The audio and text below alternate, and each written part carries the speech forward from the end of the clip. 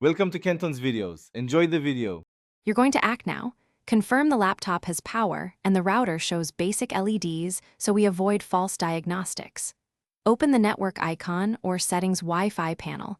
This begins the real work. Once you see available SSIDs, make sure airplane mode is off and the adapter is enabled. If the adapter is disabled, enable it here so the OS can scan.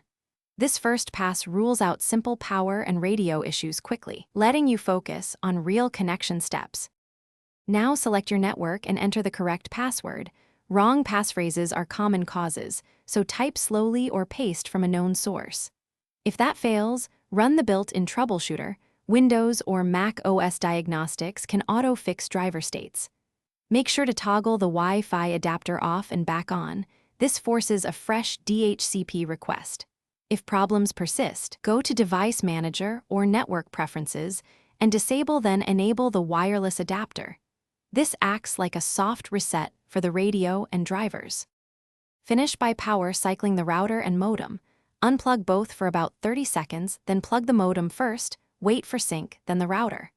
Once done, renew your IP address. Run ipconfig/release and ipconfig/renew on Windows, or click Renew DHCP lease on Mac OS to ensure valid network configuration. Make sure to restart your laptop afterward if issues remain. It clears stubborn states.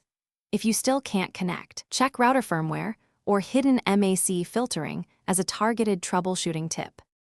Thanks for watching. Consider subscribing if we helped you.